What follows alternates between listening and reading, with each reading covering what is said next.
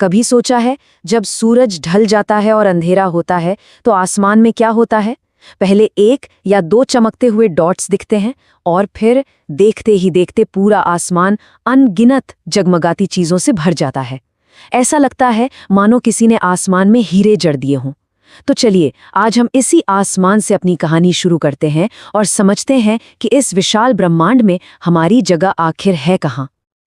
तो सवाल यही है कि ये हैं क्या?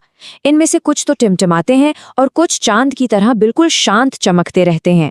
ये सिर्फ सुंदर रोशनियां नहीं हैं, ये हमारे विशाल ब्रह्मांड को देखने की एक खिड़की है। तो चलिए इसी खिड़की से झांकते हैं। अपनी यात्रा की शुरुआत बस ऊपर देखने के एक बहुत ही सिंपल से काम से करते हैं और समझने की कोशिश करते हैं कि वहां हमें क्या क्या दिखाई देता है। देखिए, साइंटिफिक भाषा में सूरज हो, चांद हो या आसमान में चमकने वाली कोई भी चीज हो, इन सब को खगोलीय पिंड या सेलेस्ट्रियल बॉडीज कहा जाता है। ये सब हमारे ब्रह्मांडीय पड़ोस के सदस्य हैं और हर एक की अपनी एक कहानी है। अच्छा, कभी ये सोचा है कि ये सारे तारे और चांद दिन में कहाँ गायब हो जाते हैं? असल में वो कहीं नहीं जाते। होता ये है कि हमारे अपने तारे यानी सूरज की रोशनी इतनी ज्यादा तेज होती है कि दिन के उजाले में हमें रात की वो हल्की रोशनियां दिखाई ही नहीं देती। अब एक मजेदार बात, रात के आसमान में जो कुछ भी चमकता है ना, वो सब एक जैसा नहीं होता। मोटे तौर पर ये दो तरह की चीजें हैं, तारे और ग्रह। दिखने में एक जैसे लग सकते हैं, पर इनमें जमीन आसमान का फर्क है। चलिए देखते हैं कैसे।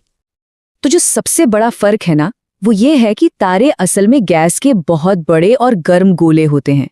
उनकी अपनी रोशनी और अपनी गर्मी होती है, जैसे हमारा सूरज। दूसरी तरफ ग्रहों के पास अपनी कोई रोशनी नहीं होती, वो तो बस तारों की रोशनी से चमकते हैं, बिल्कुल हमारी पृथ्वी की तरह। पृथ्वी भी तो एक ग्रह ही है। और जब ये तारे मिलकर आसमान में कोई पैटर्न या कोई डिजाइन सा बनाते हैं तो उसे नक्षत्र मंडल कहते हैं। आपने सप्तऋषि का नाम तो सुना ही होगा, वो भी एक बहुत बड़े अस्सा मेजर नक्षत्र मंडल का ही हिस्सा है। पुराने जमाने में लोग रात में रास्ता पता करने के लिए इन्हीं नक्षत्र मंडलों और ध्रुव तारे का इस्तेमाल करते थे। चलिए अब थोड़ा और करीब आते हैं, जूम इन करते हैं और मिलते हैं अपने खुद के ब्रह्मांडीय परिवार से, यानी हमारे सौर मंडल से। ये वो जगह है जिसे हम अपना घर कहते हैं और इस परिवार का मुखिया है सूरज। तो सौर मंडल यानी सोलर सिस्टम असल में सूरज का परिवार ही है। इसमें बीच में है सूरज, फिर है 8 ग्रह जो उसके चक्कर लगाते हैं, फिर उन ग्रहों के भी अपने चांद हैं जिन्हें उपग्रह कहते हैं, और साथ में है छोटी मोटी चट्टानें जैसे क्षुद्र ग्रह और उल्का पिंड। ये सब सूरज की ग्रेविटी से एक साथ बंधे हुए हैं। तो हमारे इस सौर परिवार में 8 ग्रह हैं। अगर सूरज से दूरी के हिसाब से देखें तो इनका ऑर्डर है बुध, शुक्र, पृथ्वी, मंगल, बृहस्पति, शनि, यूरेनस और नेपच्यून। इन्हें लाइन से याद रखने का एक बड़ा मजेदार तरीका भी है। एक इंग्लिश कहावत, my very efficient mother just served us nuts. ये सभी 8 ग्रह सूरज के चारों ओर एक फिक्स्ड रास्ते पर घूमते रहते हैं, जिसे ऑर्बिट या कक्षा कहते हैं। अब ये जो बात है ना, ये दिमाग घुमा देगी। हर ग्रह का अपना एक साल होता है, मतलब सूरज का एक चक्कर पूरा करने का टाइम, और ये टाइम सबके लिए अलग अलग है। सोचिए, बुध पर एक साल सिर्फ 88 दिनों का होता है, जबकि नेपच्यून को अपना एक साल पूरा करने में पृथ्वी के 164 साल लग जाते हैं। अब हमारी इस सौर परिवार के 8 ग्रहों में से एक ग्रह जो सच में बहुत खास है, हमारा अपना घर पृथ्वी। चलिए जरा ये देखते हैं कि ऐसी क्या बात है जो इसे इतना अनोखा बनाती है। पहली बात तो इसका आकार ही बड़ा यूनिक है। ये एकदम परफेक्ट गोल नहीं है जैसा हम सोचते हैं, बल्कि पोल्स यानी ध्रुवों पर थोड़ी सी चपटी है। इस खास शेप को भू-आब या जियोइड कहते हैं, जिसका मतलब ही होता है पृथ्वी जैसा आकार। लेकिन जो चीज इसे सच में अद्भुत बनाती है वो है यहाँ जीवन के लिए परफेक्ट कंडीशंस। ये किसी कॉस्मिक लॉटरी लगने जैसा है। ये ना तो बहुत ज्यादा गर्म है, ना बहुत ज्यादा ठंडा। यहाँ पानी है, और सबसे जरूरी, हमारे वायुमंडल में ऑक्सीजन जैसी जीवन देने वाली गैसें हैं। इन्हीं वजहों से पृथ्वी पूरे सौर मंडल का सबसे अनमोल ग्रह है। स्पेस से देखने पर यह नीली दिखती है क्योंकि इसका 2/3 हिस्सा पानी से ढका हुआ है।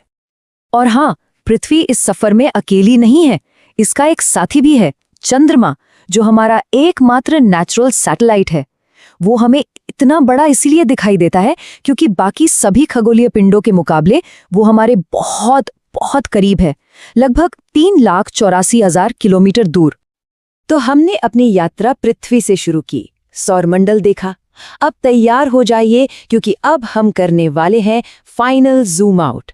हम अपनी नज़र को वहां तक ले जाएंगे जहां तक कल्पना जा सकती है। हमारा पूरा का पूरा सोलर सिस्टम, जिसमें सूरज, 8 ग्रह और बाकी सब कुछ है, ये एक और भी बहुत बड़ी चीज का हिस्सा है जिसे हम कहते हैं आकाशगंगा या मिल्की वे गैलेक्सी। ये अरबों तारों, धूल और गैस का एक विशाल सिस्टम है और हम इसके बस एक छोटे से कोने में रहते हैं। और कहानी यहीं खत्म नहीं होती। हमारी इस ब्रह्मांड में हमारी आकाशगंगा जैसी लाखों करोड़ों और भी आकाशगंगाएं हैं। इस विशालता की तो हम कल्पना भी नहीं कर सकते। तो एक तरह से ये हमारा कॉस्मिक एड्रेस है। हम पृथ्वी ग्रह पर हैं, जो सौरमंडल का हिस्सा है। हमारा सौरमंडल आकाशगंगा में है और हमारी आकाशगंगा इस विशाल अनंत ब्रह्मांड का एक छोटा सा हिस्सा है। तो ये सब हमें एक बहुत ही गहरे सवाल पर लाकर छोड़ देता है। जब हम इस अनंत विस्तार के बारे में सोचते हैं जिसमें लाखों करोड़ों आकाशगंगाएं हैं, तो ये सोचना लाजमी है कि इस विशाल ब्रह्मांड में असल में हम हैं कहाँ। इसी सोच के साथ आज की ये बातचीत यहीं खत्म करते हैं। इस यात्रा में शामिल होने के लिए शुक्रिया।